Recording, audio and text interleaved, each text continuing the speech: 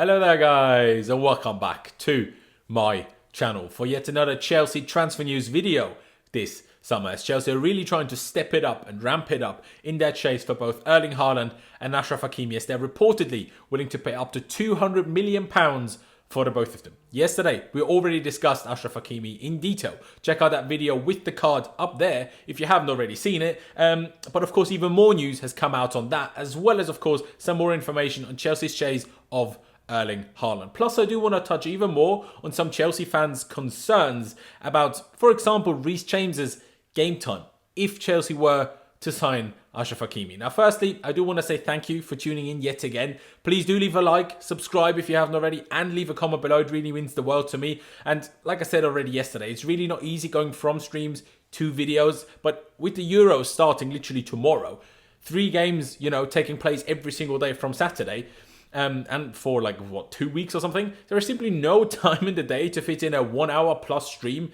without colliding with any game. So I was kind of forced, to go into videos, even though I kind of wanted to do so for a while anyway. So I'll have to grind through the first few videos to hopefully get more and more of you guys involved and interested. Hence why I'm like, please do drop a like, please get subscribed, just to, get my motivation up a little bit. And of course, I will still be doing streams this summer though. Don't worry about it. But like I said, it will be more like once a week or something, at least until towards the end of the Euros, like I just explained. But enough waffle now.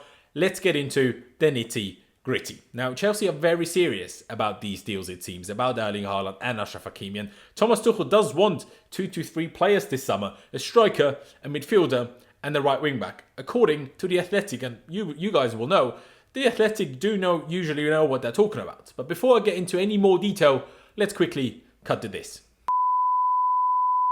Massive thank you to OneFootball for partnering up with me again. But they're not just being great to me, they're also absolutely brilliant to you guys watching, because OneFootball are doing a massive giveaway. The Euros are about to kick off and I'm incredibly excited for it. But OneFootball are making it even better by giving away official England jerseys to some of you guys. And all you have to do, literally all you have to do, is go into the description below, click on the link, download the OneFootball app, follow the instructions, and enter the competition for a chance to win an official England jersey. I've said it before, and I'll say it again. OneFootball is a brilliant app that honestly everyone should have on their phones, especially with the Euros coming up now. It absolutely guarantees that you do not miss out on anything. But not just that, they're even giving you the chance to win an England kit. How bloody good is that? So again, go down below into the description, download the app with the link, follow the instructions, and enter the competition. Good luck, and let's get back to the video.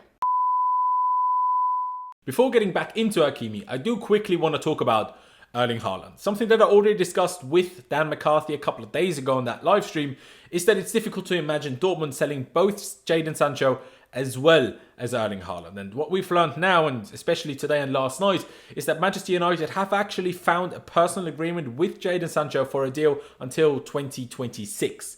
But Manchester United's first official transfer bid to Dortmund has actually been rejected by the Germans. So almost like last year, when everyone thought United were getting Sancho and apparently they had a personal agreement in place, but Man United just never offered anywhere near the money that Dortmund wanted. But it has also been made clear that Dortmund might sell both if the offer for especially Haaland is simply big enough. I mean, people have spoken about this a lot, but just as a reminder, next summer, so in 2022, there is a release clause in Erling Haaland's contract of anywhere between 60 and 80 million, depending on the currency. And like I said, that kicks in next summer in Haaland's contract. So Dortmund are not in a position as such where they can just hope for even more money next year if Haaland has an even better season than he just did. But Fabrizio Romano on his podcast put the whole deal into some monetary context for us. Combining transfer fee, commission fees, plus wages over probably a 5-year contract, we are looking at a cost of 400 million euros, or just around 350 million pounds. It's crazy money. But he also said that if Roman Abramovich really wants a player and wants a crazy deal, he will get that player even for a crazy deal. Oh yeah, and something I should probably also mention quickly is Chelsea's assistant coach, Arno Michels, of course, assistant coach to Thomas Tuchel, actually liked an Instagram post talking about Chelsea signing Haaland this summer. So everything is, it's everything but out of the question, right? Even if the numbers look astronomical, it's not out of the question. Of course, let me also quickly clarify. Those numbers, 400 million euros, only apply if Haaland actually stays through the entirety of the contract we initially offer him, which he won't unless he, signs a new contract after 2 or 3 seasons. We definitely won't let him run down his contract and sell him, let him go for free at the end. So the likelihood is, in my opinion at least, that it would be a similar situation with Hazard. Maybe not quite as nice at the end, but as a general idea, well, after a fair few years at the club, hopefully a fair few successful years at the club, he would probably leave for a bigger fee than what we signed him for. And in the end, Chelsea actually make money off signing Haaland now, even if the numbers thrown around right now sound absolutely ridiculous. Let's also not forget about the Joker card that Chelsea always have though, and that is Marina Granovskaya. They said Chilwell would cost 80 million. We got him for less than 50. They said Havertz would cost 90 million.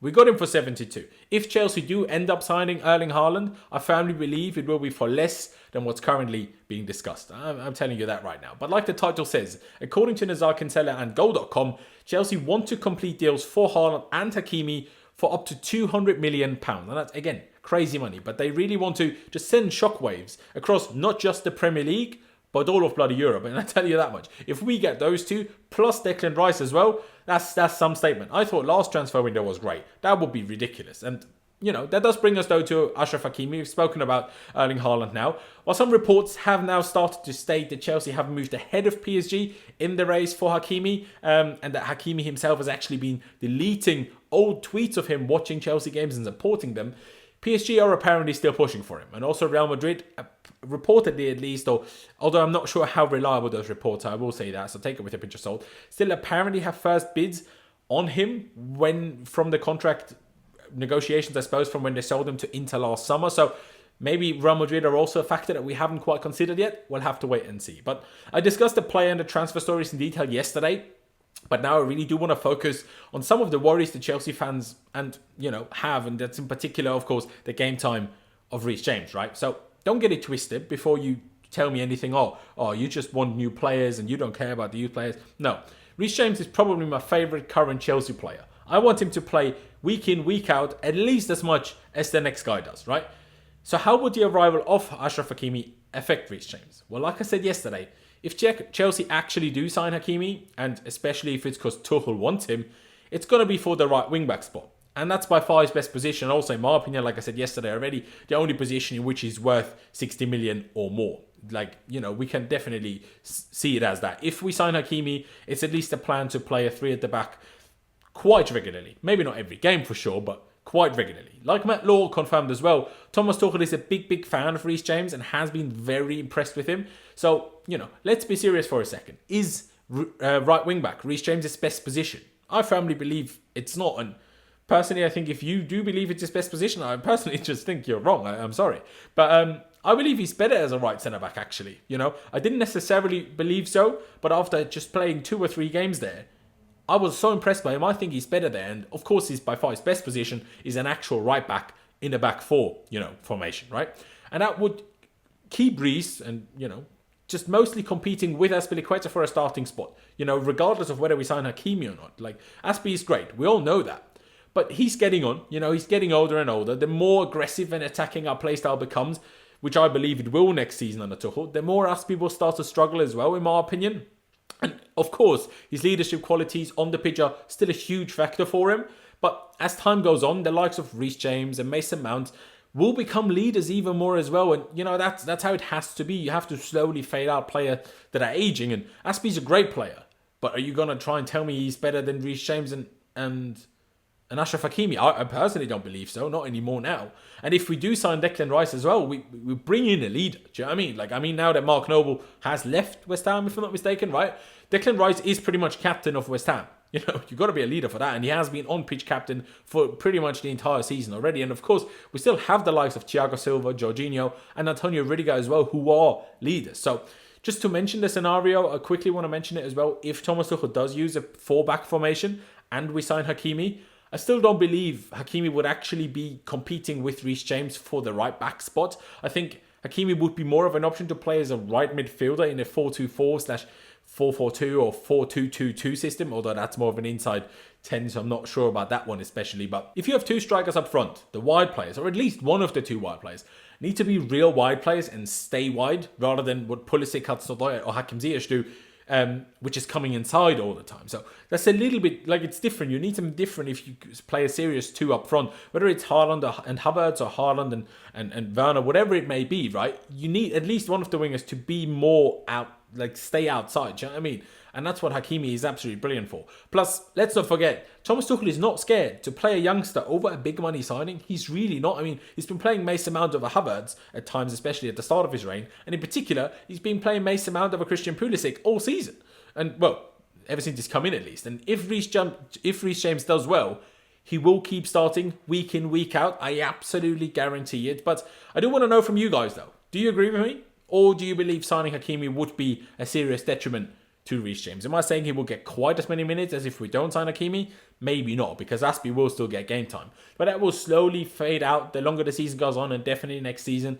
And, you know, do you want to overdo it? It's all right if Reece doesn't play every single game, but plays 80% of the games. I think that's fine personally, but let me know what you guys think on that. And the other question I have for you guys is whether 400 million euros, all in all, is too much for Erling Haaland, or is it worth it? Like I said, you know, we will make a lot of money back on that, and the 400 million euros is only if he stays 5 years, you know, of the full contract and then kind of leaves for free. Then it costs us 400 million, which won't happen. But let me know your thoughts on that anyway. Like I said yesterday, I've been a little bit anxious about making videos again rather than just streams, right? So please do leave a like. Please do. Really means the world to me. Subscribe if you haven't already. We're on the road to 15,000 subscribers. Every new subscriber counts. So please do subscribe. That'd be massively appreciated. Reply to those questions I have, I suppose, down in the comment section below. But yeah, that's going to be it from me. Thank you guys for watching.